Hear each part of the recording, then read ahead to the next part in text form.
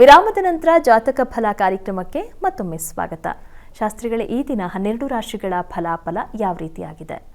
12 ರಾಶಿಗಳ ಫಲಾಫಲ ತಿಳಿಯುವ ಮುನ್ನ ಇವತ್ತಿನ ಗ್ರಹಸ್ಥಿತಿಯನ್ನು ಗಮನಿಸ್ಕೊಳ್ಳೋದಾದರೆ, ಮೇಷರಾಶಿಯಲ್ಲಿ ಗುರು ಇರ್ತಕ್ಕಂಥದ್ದು, ಚಂದ್ರ ಇರ್ತಕ್ಕಂಥದ್ದು, ಮಿಥುನ ರಾಶಿಯಲ್ಲಿ, ಕನ್ಯಾ ರಾಶಿಯಲ್ಲಿ ಕೇತು, ಇನ್ನು ಶುಕ್ರ ಹಾಗೂ ಕುಜರು ಒಟ್ಟಾಗಿದ್ದಾರೆ ಇನ್ನೂ ಕೂಡ ಎಲ್ಲಿ, ವೃಶ್ಚಿಕ ರಾಶಿಯಲ್ಲಿ. ಆನಂತರದಲ್ಲಿ ತಡವಾಗಿ ಕುಜ ಧನುಸ್ಸು ರಾಶಿಯನ್ನು ಪ್ರವೇಶ ಮಾಡ್ತಾನೆ. ಧನುಸ್ಸು ರಾಶಿಯಲ್ಲಿ ರವಿ ಬುಧರಿದ್ದಾರೆ ಈಗ ಆಲ್ರೆಡಿ. ಇನ್ನು ಕುಂಭರಾಶಿಯಲ್ಲಿ ಶನೈಶ್ಚರ, ಮೀನರಾಶಿಯಲ್ಲಿ ರಾಹು ಇರತಕ್ಕಂಥದ್ದನ್ನು ನೋಡ್ತಾ ಇದ್ದೀವಿ. ಹೀಗಿರುವಾಗ 12 ರಾಶಿಗಳ ಫಲಾಫಲ ಹೇಗಿರ್ತದೆ ಗಮನಿಸ್ಕೊಳ್ಳೋಣ. ಮೊದಲಿಗೆ ಮೇಷರಾಶಿ. ಮೇಷರಾಶಿಯವರಿಗೆ ಈ ದಿವಸ ನೋಡಿ, ಚಂದ್ರನ ಬಲ ಚೆನ್ನಾಗಿದೆ. ಹೀಗಾಗಿ ಸಹೋದರ ಸಹಕಾರ, ಸಹೋದರಿಯ ಸಹಕಾರ ತುಂಬ ಚೆನ್ನಾಗಿರುತ್ತೆ. ಅದು ಉಪದೇಶ ಸ್ಥಾನ. ಹೀಗಾಗಿ ಒಳ್ಳೆಯ ಸಲಹೆ, ಉಪದೇಶ ಇತ್ಯಾದಿ ಎಲ್ಲ ಸಿಗುವ ಸಾಧ್ಯತೆ ಕೂಡ ಇದೆ. ಒಳ್ಳೆಯದು, ಸ್ವೀಕರಿಸಿ. ಇನ್ನು ವ್ಯಯದಲ್ಲಿ ರಾಹು ಜೊತೆಗೆ ಮಾಂದಿ ಉದಯ ಆಗಿದೆ. ಈ ಕಾರಣದಿಂದಾಗಿ ನೀರಿನ ಬಾಧೆಗಳು, ನೀರಿನ ರೋಗಗಳು ಉಂಟಾಗುವ ಸಾಧ್ಯತೆ ಕೂಡ ಸೂಚಿಸ್ತಾ ಇದೆ. ಮುಖ್ಯವಾದ ಅಂಶ, ನಿಮ್ಮ ರಾಶಿಯಾಧಿಪತಿ ಕುಜ ಈ ದಿವಸ ತಡವಾಗಿ ಅಷ್ಟಮ ಸ್ಥಾನ, ಭಾಗ್ಯಸ್ಥಾನಕ್ಕೆ ಹೋಗ್ತಾನೆ.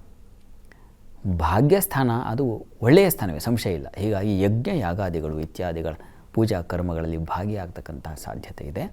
ಅನುಕೂಲ ಇದೆ, ಆತಂಕ ಬೇಡ, ಚೆನ್ನಾಗಿದೆ. ಪ್ರಾರ್ಥನೆಗೆ ದಿವಸ ನಾಗಕವಚವನ್ನು ಕೇಳಿಸ್ಕೊಳ್ಳಿ. ಇನ್ನು ವೃಷಭ ರಾಶಿಯವರಿಗೆ ಈ ದಿವಸ ಚಂದ್ರನ ಬಲ ಚೆನ್ನಾಗಿರೋದ್ರಿಂದ ಕುಟುಂಬದಲ್ಲಿ ಸಹಕಾರ, ವಿದ್ಯಾರ್ಥಿಗಳಿಗೆ ಅನುಕೂಲ, ವಾಗ್ಬಲ ಚೆನ್ನಾಗಿರ್ತದೆ. ಮಾತಿನಿಂದ ಕಾರ್ಯ ಸಾಧನೆ ಮಾಡ್ತೀರ ನೋಡಿ, ಮಾತಿನ ಮಲ್ಲ ಅಂತೀವಲ್ಲ, ಹಾಗೆ ಮಾತು ಆಡಿ ಕೆಲಸ ಸಾಧನೆ ಮಾಡ್ಕೊಳ್ತೀರ. ವೃತ್ತಿಯಲ್ಲಿ ಹೆಚ್ಚಿನ ಅನುಕೂಲ ಕಾಣಲಿಕ್ಕೆ ಅವಕಾಶ ಇದೆ. ಆದರೆ ಈ ದಿವಸ ಆ ಕುಜನ ಪರಿವರ್ತನೆ ಇದೆಯಲ್ಲ, ಅದು ತಡವಾಗಿ ನಿಮಗೆ ನಷ್ಟವನ್ನು, ವ್ಯಯಾಧಿಪತಿ ಅಷ್ಟಮ ಬಂದರೆ ವಿಪರೀತವಾದ ನಷ್ಟ ಆಗುತ್ತೆ.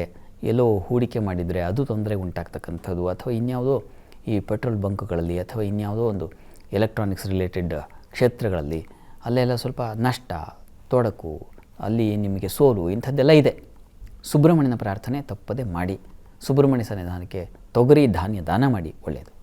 ಮಿಥುನ ರಾಶಿಯವರಿಗೆ ನೋಡಿ, ನಿಮ್ಮ ರಾಶಿಯಿಂದ ಚಂದ್ರ ರಾಶಿಯಲ್ಲೇ ಇರತಕ್ಕಂಥವನು, ಅವನು ದ್ವಿತೀಯಾಧಿಪತಿ. ಹೀಗಾಗಿ ಹಣಕಾಸಿನ ಅನುಕೂಲ ಚೆನ್ನಾಗಿದೆ, ವಿದ್ಯಾರ್ಥಿಗಳಿಗೆ ಅನುಕೂಲಕರವಾಗಿದೆ, ಆಹಾರ ಸೌಖ್ಯ ಚೆನ್ನಾಗಿರ್ತದೆ, ಒಳ್ಳೆ ಇಷ್ಟಪಟ್ಟ ಆಹಾರ ಸ್ವೀಕರಿಸುವ ಸಾಧ್ಯತೆ ಚೆನ್ನಾಗಿದೆ. ವೃತ್ತಿಯಲ್ಲೂ ಈ ದಿವಸ ವೃತ್ತಿಯಲ್ಲಿ ಲಾಭ ಇಲ್ಲ ಅಂತಲ್ಲ, ಇದೆ, ಆದರೆ ಕಿರಿಕಿರಿ ಇದೆ. ಅಲ್ಲಿ ನಿಮಗೆ ಅವಕಾಶವೇ ಮಾಡಿಕೊಡೋದು, ಹಾಗೆ ಕಾಣದ ಕೈಗಳು ಹಾಗೆ ನಿಮಗೆ ಇರಿಟೇಷನ್ ಮಾಡ್ತವೆ. ಇದಕ್ಕೆ ನಾಗ ಪ್ರಾರ್ಥನೆ ಮಾಡಿಕೊಳ್ಳೋದು ತುಂಬ ಒಳ್ಳೆಯದು. ಈ ದಿವಸ ಕುಜನ ಪರಿವರ್ತನೆ, ನಿಮ್ಮ ಷಷ್ಠಾಧಿಪತಿ ಮತ್ತು ಲಾಭಾಧಿಪತಿ ಅವನು ಸಪ್ತಮಕ್ಕೆ ಹೋಗ್ತಾ ಇದ್ದಾನೆ. ವ್ಯಾಪಾರಿಗಳಿಗೆ ಅನುಕೂಲವೇ ಆಗುತ್ತೆ, ಆತಂಕ ಮಾಡ್ಕೋಬೇಡಿ. ದಾಂಪತ್ಯದಲ್ಲಿ ಸ್ವಲ್ಪ ಅಸಮಾಧಾನ ಏರ್ಪಾಡಾಗುತ್ತೆ. ಲಕ್ಷ್ಮೀ ನರಸಿಂಹ ಪ್ರಾರ್ಥನೆ, ಲಕ್ಷ್ಮೀ ಸಹಿತವಾದ ನರಸಿಂಹ ದರ್ಶನ ತುಂಬ ಒಳ್ಳೆಯದು. ಇನ್ನು ಕರ್ಕಟಕ ರಾಶಿಯವರಿಗೆ ವ್ಯಯ ಹೆಚ್ಚಾಗಿದೆ ಈ ದಿವಸ, ಮತ್ತು ಈ ದಿವಸ ಧರ್ಮ ಕಾರ್ಯಗಳಲ್ಲಿ ಚ್ಯುತಿ ಬರುತ್ತೆ, ತೊಂದರೆ ಉಂಟಾಗುತ್ತೆ. ಒಳ್ಳೆಯ ಕೆಲಸ ಮಾಡಬೇಕು ಮನಸ್ಸಿದೆ, ಆದರೆ ಆಗ್ತಾ ಇಲ್ಲ. ಈ ರೀತಿಯ ಒಂದು ತೊಡಕನ್ನು ಸೂಚಿಸ್ತಾ ಇದೆ. ಜೊತೆಗೆ ಕುಜನ ಪರಿವರ್ತನೆ, ಕರ್ಮಾಧಿಪತಿ ಆತ 6ನೇ ಮನೆಗೆ ಬಂದರೆ ಒಳ್ಳೆಯದೇ. 6ನೇ ಮನೆಯಲ್ಲಿ ಕುಜನಿಗೆ ಬಲ ಜಾಸ್ತಿ. ಹೀಗಾಗಿ ಶತ್ರುಗಳನ್ನು ಗೆದ್ದು ನೀವು ಕೆಲಸ ಸಾಹಸ ಅದನ್ನು ಮಾಡ್ತಕ್ಕಂಥ ಸಾಧ್ಯತೆ ಚೆನ್ನಾಗಿದೆ. ಹೀಗಾಗಿ ಆತಂಕ ಬೇಡ, ನಿಮಗೆ ಕುಜ ಒಳ್ಳೆಯ ಫಲ ಕೊಡ್ತಾನೆ. ಪ್ರಾರ್ಥನೆಗೆ ದಿವಸ ಚಂದ್ರ ವೀಕ್ ಆಗಿರೋದು, ಅಂದರೆ ವ್ಯಯದಲ್ಲಿ ಇರೋದ್ರಿಂದ ಅಮ್ಮನವರ ಸನ್ನಿಧಾನಕ್ಕೆ ಅಕ್ಕಿ ದಾನ ಮಾಡಿ, ಒಳ್ಳೆಯದಾಗುತ್ತೆ. ನಾಗ ಪ್ರಾರ್ಥನೆ ಮಾಡ್ಕೊಳ್ಳಿ, ಅದು ಕೂಡ ಒಳ್ಳೆಯದು. ಇನ್ನು ಸಿಂಹರಾಶಿಯವರಿಗೆ ಈ ದಿವಸ ನೋಡಿ, ಚಂದ್ರ ತುಂಬ ಚೆನ್ನಾಗಿದ್ದಾನೆ. ಹೀಗಾಗಿ ಲಾಭ ಕಾಣಲಿಕ್ಕೆ ಅವಕಾಶ ಇದೆ. ಹಾಗಂತ ನಷ್ಟ ಇಲ್ಲ ಅಂತಲ್ಲ, ನಷ್ಟವೂ ಇದೆ. ಅಷ್ಟಮದ ಮಾಂದಿ ರಾಹುಗಳಿಂದಾಗಿ ಆರೋಗ್ಯದಲ್ಲಿ ವ್ಯತ್ಯಾಸ ಆಗ್ತಕ್ಕಂಥದ್ದು. ಮತ್ತು ಕುಜ ಪಂಚಮಕ್ಕೆ ಬರ್ತಾನೆ, ಒಳ್ಳೆಯದೇ, ತೊಂದರೆ ಇಲ್ಲ. ನಿಮಗೂ ಕೂಡ ಕುಜ ಭಾಗ್ಯಾಧಿಪತಿ ಪಂಚಮಕ್ಕೆ ಬಂದಾಗ ಒಳ್ಳೆಯ ಕಾರ್ಯಗಳನ್ನು ಉಂಟು ಮಾಡಿಕೊಡ್ತಾನೆ. ಆತಂಕ ಮಾಡ್ಕೋಬೇಡಿ. ನಿಮ್ಮ ಬುದ್ಧಿಬಲ ಹೆಚ್ಚಾಗುತ್ತೆ. ಹೈಯರ್ ಸ್ಟಡೀಸ್ ಮಾಡ್ತಾ ಇರ್ತಕ್ಕಂಥವರಿಗೆ ಹೊಸ ಅವಕಾಶಗಳಿಗೆ ದಾರಿಯಾಗುತ್ತೆ, ಒಳ್ಳೆಯ ದಾರಿಯೂ ಸಿಗುತ್ತೆ. ಹೀಗಾಗಿ ಬಲ ಇದೆ, ಚೆನ್ನಾಗಿದೆ. ಇನ್ನು ನಿಮ್ಮ ಈ ದಿವಸದ ಆರಾಧನೆಗೆ, ಅಂದರೆ ಈ ದಿವಸ ಅಲ್ಲಿಯ ಅಷ್ಟಮದ ಮಾಂದಿ ರಾಹು ಸೇರಿ ಆರೋಗ್ಯ ವ್ಯತ್ಯಾಸ, ಈ ಕಾರಣದಿಂದಾಗಿ ನಾಗ ಪ್ರಾರ್ಥನೆ ಮಾಡ್ಕೊಳ್ಳೋದು ಒಳ್ಳೆಯದು. ಇನ್ನು ಕನ್ಯಾ ರಾಶಿಯವರಿಗೆ ದಿವಸ ವೃತ್ತಿಯಲ್ಲಿ ಬಹಳ ವಿಶೇಷವಾದ ಅನುಕೂಲ ಇದೆ, ಲಾಭ ಇದೆ. ವೃತ್ತಿ ಸ್ಥಳದಲ್ಲಿ ಒಂದು ಪ್ರಶಂಸೆ ಕಾಣ್ತೀರಾ, ಅನುಕೂಲದ ಫಲಗಳಿದ್ದಾವೆ. ವೃತ್ತಿಗೆ ತೊಡಕುಗಳಿಲ್ಲ, ನಿಮ್ಮ ಕೆಲಸಗಳೆಲ್ಲ ಸುಲಭವಾಗುತ್ತೆ. ಆದರೆ ಬಂಧು ಮಿತ್ರರಲ್ಲಿ ಸ್ವಲ್ಪ ವ್ಯತ್ಯಾಸ ಆಗುತ್ತೆ. ಎಷ್ಟು ದಿವಸ ಇದ್ದ ಆತ್ಮೀಯತೆ ಸಹೋದರರಲ್ಲಿ ಈಗ ಇರೋದಿಲ್ಲ, ಸ್ವಲ್ಪ ತೊಡಕುಂಟಾಗೋದು ಸಾಧ್ಯತೆ ಇದೆ.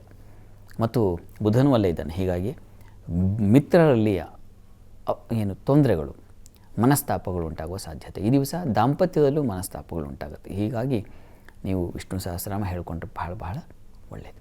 ಸರಿ ಶಾಸ್ತ್ರಿಗಳೇ, ಇನ್ನುಳಿದ ರಾಶಿಗಳ ಬಗ್ಗೆ ಮಾಹಿತಿಯನ್ನು ಕೇಳಿ ಪಡೆದುಕೊಳ್ತೀನಿ. ವೀಕ್ಷಕರೇ, ಇನ್ನುಳಿದ ರಾಶಿಗಳ ಫಲಾಫಲ ವಿರಾಮದ ನಂತರ.